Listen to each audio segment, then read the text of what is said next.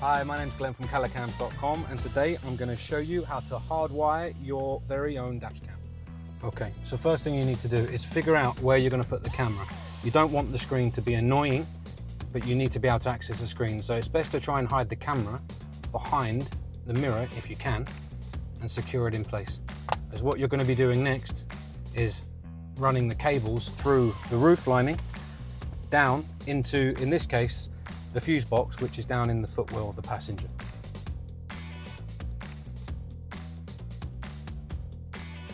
So with the cable, you need to hide it behind the roof lining. Some cars you can undo the bolts in here and some cars you can't. In this case, it's not quite so easy to get to the bolts, but what we're going to do is hide the cable in the roof lining just behind with a tool, just to ease it up gently and just slot it behind and push it in. And this then will become seamless. You won't be able to see that the cable is there, and it will be safe, not dropping down at any point. Okay, so the A-pillars in this car in particular, they have an airbag. So we don't need to be afraid of that, because what we're going to do is basically try and squeeze the cable between this gap and then run it down the inside of this rubber. So gently ease open the gap, and then you can put the cable in and hide it behind without damaging any of the car or its fixtures. And that won't cause any problems with regarding the functionality of the A-pillar airbag. And then we run it down the corner of this window rubber all the way down to the fuse box.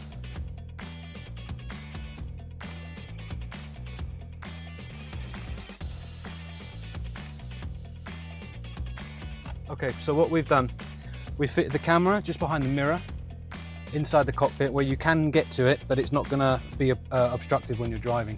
We've run the cable up and through and just poked it through the roof lining, run it through the A-pillar gap between the roof lining itself and the A-pillar, and we've run down the cable through the window rubber all the way down to the glove box. If you can remove the side panel, it should just clip off like so, I believe. As you can see, it's hidden down. Don't worry too much about what it says airbag, it's just clipped in place.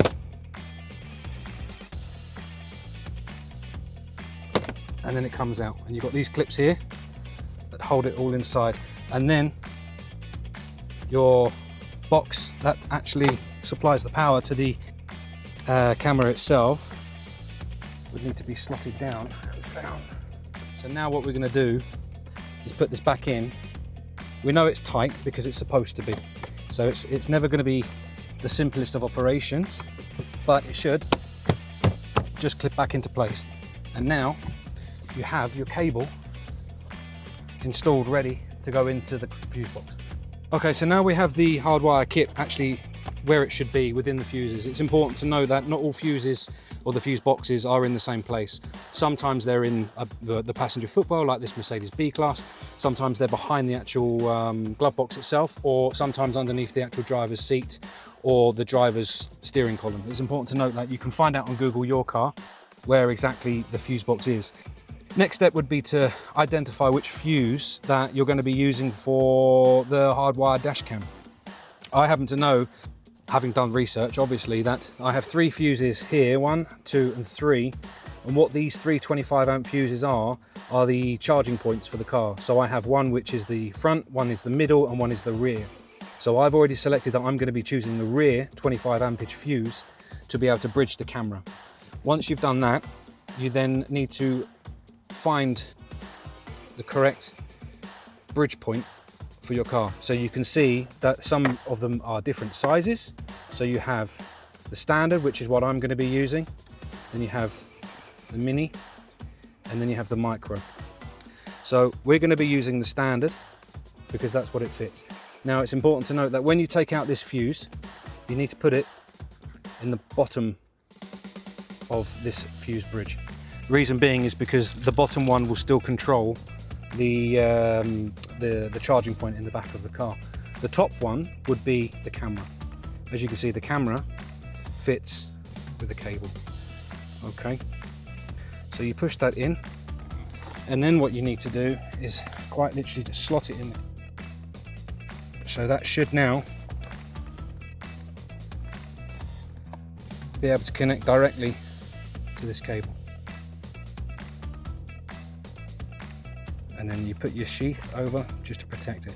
The second part of this installation for the actual cables themselves, you need to earth the black cable to a part on the car. So what you do with this is you find an earth, you can pull it apart very gently like this, and you find an earthing point just down here, which is what I'm going to be going to next, and joining that to there to complete the circuit. Okay, so all you really need to install this is just some basic tools. In this case, it's just a socket, which is a 10mm. You can use a spanner if you wish, but whatever you want, basic toolkit would be fine. All you need to do is just put it on, loosen it off slightly, just enough to be able to put your black C clamp inside.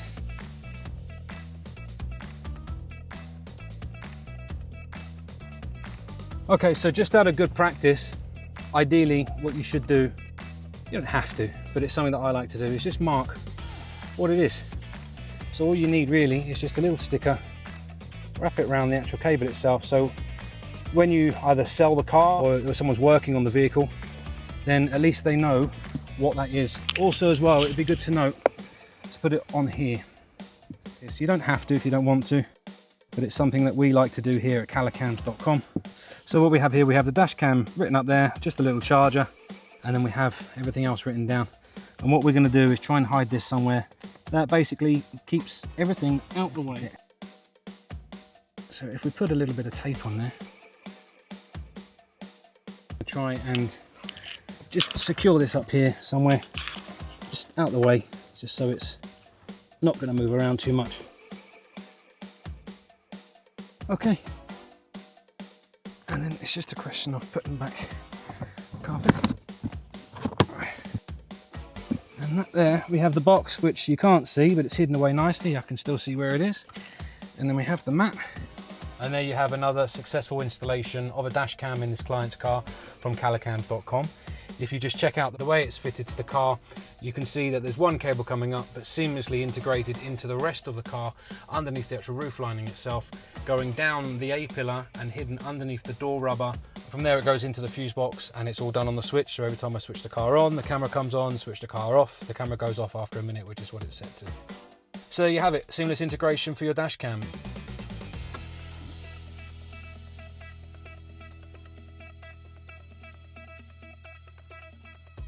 If you need any more information or you need any more help, please don't hesitate to contact me. Just contact me through the website calicams.com or info@calicams.com, and I'll be happy to help you.